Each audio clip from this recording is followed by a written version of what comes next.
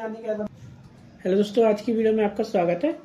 और आज की वीडियो में मैं बताने वाला हूँ आपको कि प्रॉप्स के अंदर, जैसे मैंने प्रॉप्स हम बात कर रहे थे, तो ये एक तरह का चैलेंज है या फिर आप समझ लो कि ना मैं आपको एक नया टॉपिक बता रहा हूँ। तो प्रॉप्स के अंदर ना हम JSX को कैसे पास करते हैं और किस तरह से हम उसे एक्सेस कर सकते हैं, ये वीडियो के अंदर हम देखने वाले हैं। ये बहुत इंटरेस्टिंग टॉपिक है, ठीक है, और बहुत जरूरी टॉपिक है जावास्क्रिप्ट के अंदर, तो इसको यार मिस मत करना थोड़ा, ठीक है। तो क्या करने वाले हैं हम ना, मैंने यहाँ पे एक फाइल बना लेता हूँ, कंपोनेंट बनाता हूँ। इस कंपोनेंट के अंदर मैं बना देता हूँ एक पासिंग JSX नाम से, .jsx, ठीक है। ये मैंने कंपोनेंट बना दिया। रिएक्ट एरो फंक्शन एक्सपोर्ट, ये मेरा कंपोनेंट भी बन गया है।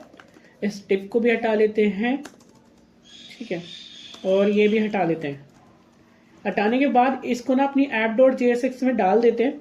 मैं यहाँ लिखता हूँ पासिंग, सॉरी मुझे इस तरह से लिखना होगा, पासिंग JSX। अब मेरे कहने का मतलब क्या है ये मैं बता रहा हूँ। एक्चुअली क्या है ना, मैं यहाँ पर देखो, यहाँ मैंने क्लोजिंग कर रखी है। तो सबसे पहले मैं यहाँ पर देखो, अभी तक क्या कर रहे थे हम, जब हम पास कर रहे थे तो नेम इज इक्वल टू, हम इस तरह से पास कर रहे थे, नॉर्मल पास कर लेते प्रॉप्स को, और हम यहाँ पे गेट कर रहे थे इस तरह से। यहाँ पे मैंने लिखा प्रॉप्स और यहाँ पर मैंने पास कर दिया H1 के अंदर।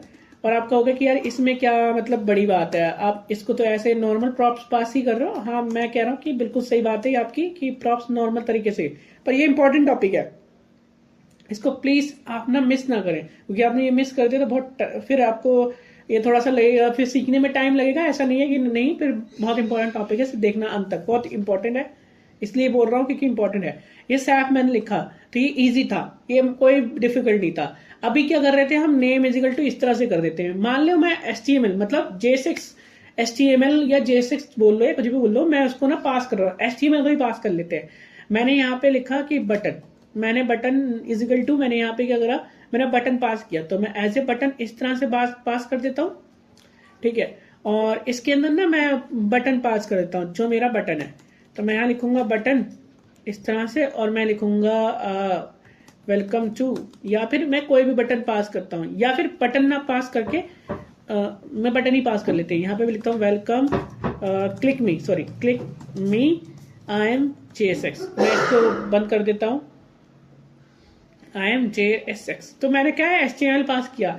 तो हम HTML को कैसे पास गेट करेंगे, मैं यहाँ पे लिखूंगा H1, वो H1 नहीं लिखूंगा, मैं यहाँ प्रॉप्स लिखूंगा इस तरह से, और मैं लिखूंगा प्रॉप्स डॉट, आप सही कह रहे हैं कि मैं इस तरह प्रॉप्स डॉट बटन लिख दूंगा तो ये बटन भी आ जाएगा आपका।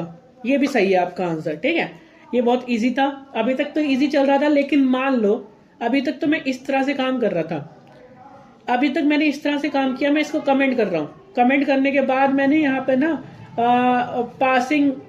पासिंग JSX लिखा और इस तरह से लिखा, ठीक है। अब मैंने ना इसको ना यहाँ पर क्लोजिंग नहीं किया है, मैंने इसे एज ए टैग की तरह ओपनिंग और क्लोजिंग रख रखा है। मान लो इसके अंदर कोई JSX है, अब मैंने यहाँ पर कोई JSX डाल दिया, जैसे कि मैंने H1 डाल दिया, मैंने लिखा I am inside of component, ठीक है, टैग, मैंने इस तरह से लिखा। अब मैं इसको कैसे पास कर सकता हूँ, क्योंकि इसको पास तो मैंने करा ही नहीं, वो दिखेगा ही नहीं, दिख रहा है तो आप बताओ, नहीं दिख रहा ना, मैं इसको कैसे पास कर सकता हूँ और इसको कैसे दिखा सकता हूँ, क्योंकि ये तो इनसाइड है ना, और ये अगर ये अंदर है तो ये तो दिखेगा नहीं इसको।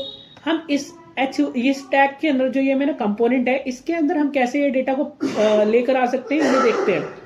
देखो, सबसे पहले मैं इसको कमेंट कर देता हूँ, ये जितना भी मैंने यूज किया है प्रॉप्स, ये वाला सारा काम हमने क्या करना है, जावास्क्रिप्ट या रिएक्ट जेएस के अंदर ना एक बहुत अच्छी खासियत होती है कि हम ना जैसे लिखेंगे ना प्रॉप्स डॉट, फिर हमारे पास एक फंक्शन होता है कि चिल्ड्रन लिख के हम इसको पास कर सकते हैं और हमें ये मिल जाएगा। चिल्ड्रन मतलब उसके HTML के वो टैग वगैरह जो भी H1 में वो मिल जाएगा, एग्जीक्यूट भी हो जाएगा। सिंपल था, है ना, पर ये इंपॉर्टेंट था कि भाई कोई इंटरव्यू क्वेश्चन में आपसे पूछा जा सकता है। ये इंटरव्यू क्वेश्चन के हिसाब से ही मैंने बनाया था कि अगर आपके पास ये टैग है और इस तरह से आपने यूज किया है ओपनिंग और क्लोजिंग, और इसके अंदर कोई HTML JSX यूज किया है, ठीक है, JSX बोलते हैं हम इसको, अगर जावा एक्सटेंशन आपने यूज किया है और यहाँ पे लिख दिया है, तो इसे हम एज ए प्रॉप्स कैसे गेट कर सकते हैं। तो गेट करने के लिए प्रॉप डॉट चाइल्ड होगा।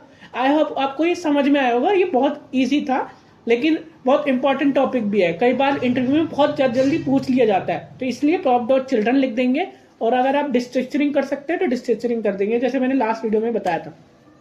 आई होप कि आपको वीडियो समझ में आई होगी।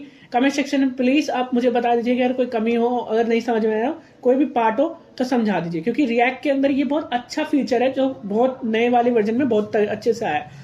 अब मिलते हैं नेक्स्ट वीडियो में, और मैं आपको उम्मीद करता हूँ कि मैं आपसे रिक्वेस्ट कर सकता हूँ कि भाई आप मेरी वीडियो को शेयर करें, चैनल को सब्सक्राइब करें, लाइक करें अगर पसंद आ रही है तो, और वीडियो को शेयर करें अपने दोस्तों में जो रिएक्ट.जेएस लर्न करना चाहता है, कोडिंग लर्न करना चाहता है।